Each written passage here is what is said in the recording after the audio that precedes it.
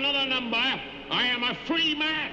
The incoming sci-fi dystopia is not as much incoming as it is already here. You can tell that by the fact that you can buy like 1,000 highly addictive supercomputers for less money than a house, specifically a house in some eldritch hellhole with broken central heating, a leaky roof, and no glass in the windows. The sci-fi dystopia is already here, with AI companions, robots ramping up production, virtual reality, mega systems, and elements of Huxley, Orwell, and A Clockwork Orange happening all around us constantly. Honestly, it drives me insane that no one else can see this. Well, watch this video for a sense of what they are building and how to survive it.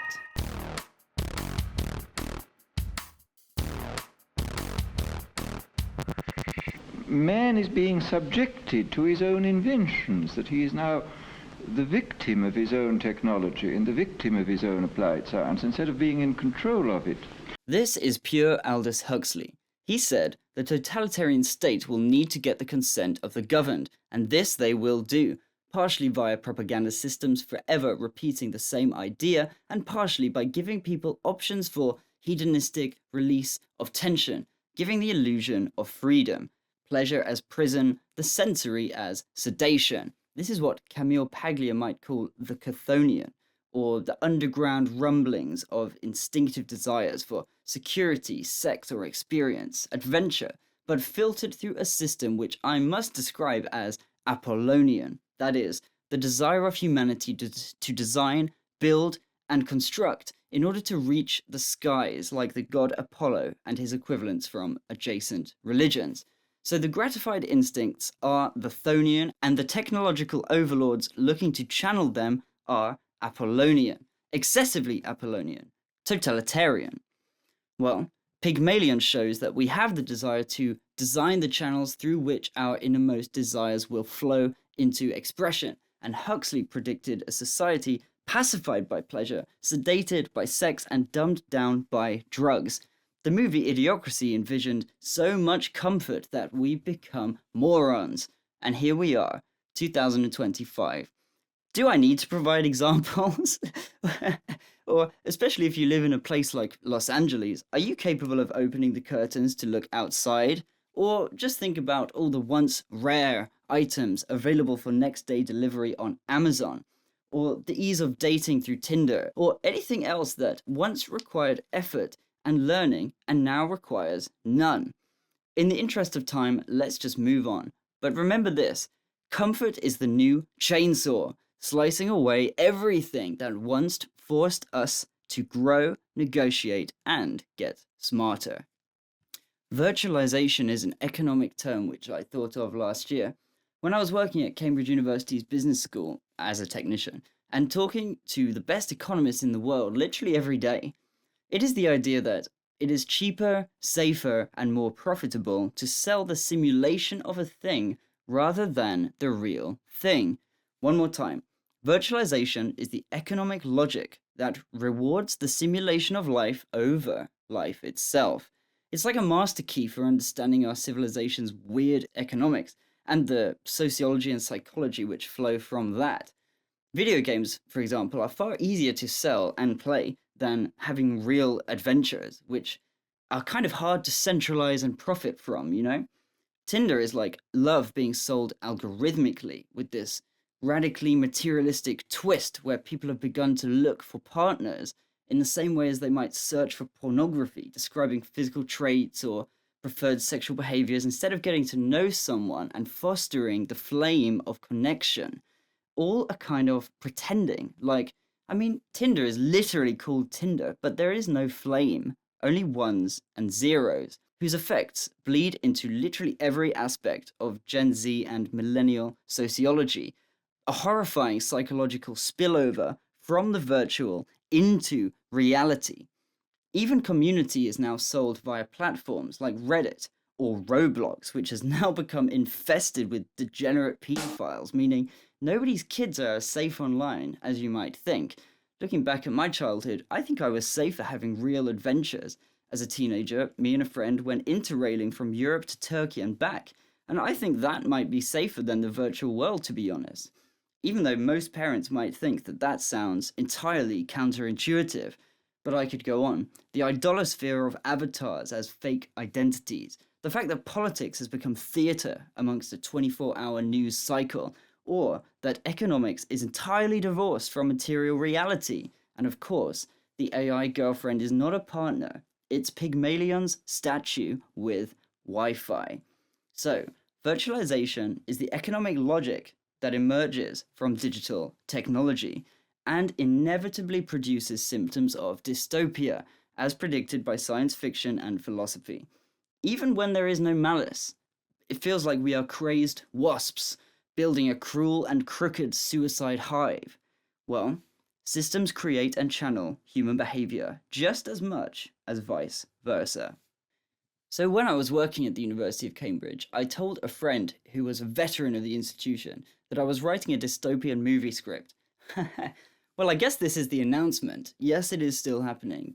But anyway, she stopped me and said, listen carefully, and recommended me this book, Surveillance Capitalism by Shoshana Zuboff.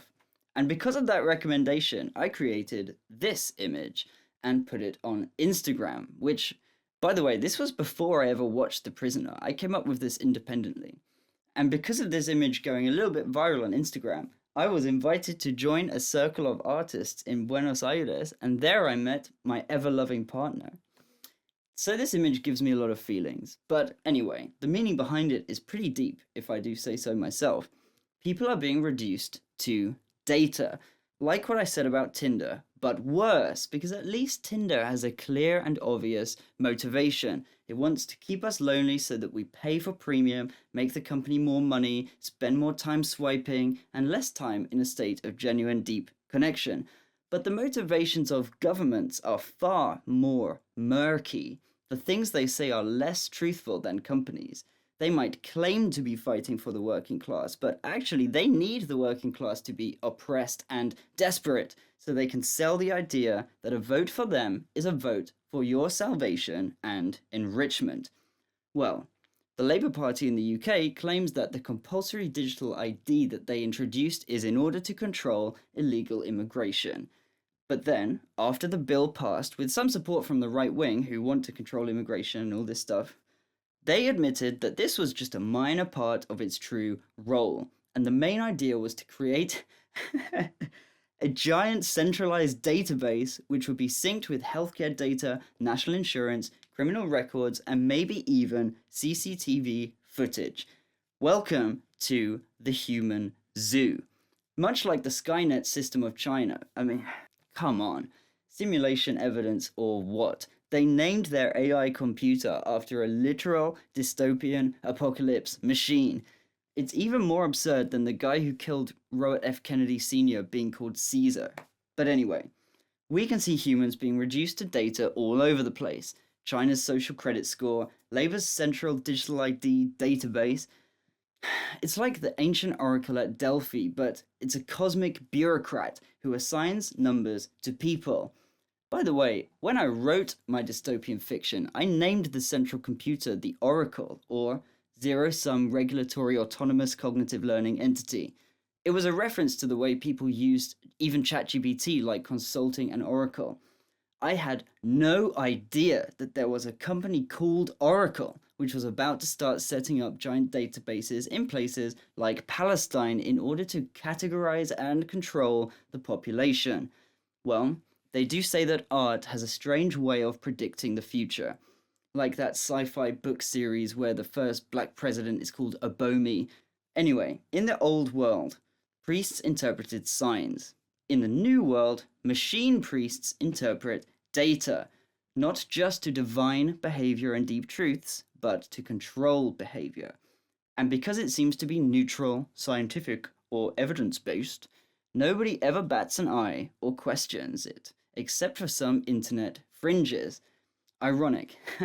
The internet is both the cause of all of these problems and the way in which those of us who are switched on, thinking for ourselves, well, we can use it to discuss the solutions.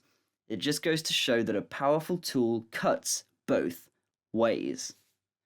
Orwell warned of a world where political language decays into euphemism. Well, The oracle speaks in euphemism, nudging, optimization, risk scores.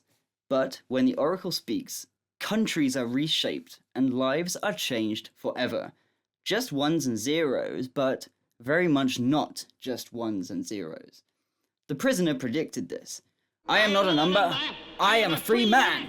And it is like Orwell's surveillance state being used to enforce Huxley's hedonistic hellscape, and the age of adventures is set to conclude as we are imprisoned in a human zoo.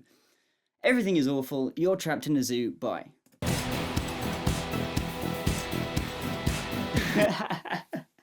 I wouldn't leave you like that, don't worry. I hate depressing content with no silver lining. I refuse to be a part of the fear-mongering algorithm. Listen, we are entering a management regime for the human soul. The solution is to maintain your agency against the odds. Stop scrolling for hours, or at least do it deliberately. I look at Twitter for half an hour when I eat my breakfast and then not again. And I don't really scroll Instagram or anything like that because it's too limbic, too imagistic, too addictive. It makes my actual life seem flat, and anything that does that is a tool of the managerial machine. You are not a number, you are not data, and the oracle only wins if you live like you are. So if this really is the beginning of a sci-fi dystopia, then understand this. Dystopias are not defeated in parliaments or protests. They are defeated in the private decisions of individuals who refuse sedation. The oracle cannot calculate a person who refuses to be predictable. Virtualization cannot satisfy someone who demands reality. And the comfort machine cannot seduce someone who chooses difficulty. If you want to survive the new world, cultivate the parts of yourself that the oracle cannot model. Your unpredictability, your passions and obsessions and creativity, and your refusal to flatten into data. Listen, Deleuze said that desire is not a deficit to be satisfied, but a volcano that creates new worlds. And that goes against the orthodoxy of the field of marketing. That means that our wishes and desires are Chthonian, shifting tectonic plates in your soul that erupt from below. They're volcanic and they shatter Apollonian systems. No matter how perfect those systems look on paper, reality is always more complex. Dostoevsky said, the first thing humanity would do if we build a perfectly programmable world would be to smash it up just so something unpredictable and visceral and fascinating might happen. Listen, you are not a number, you are not data, you are a story, and stories cannot be captured in a database.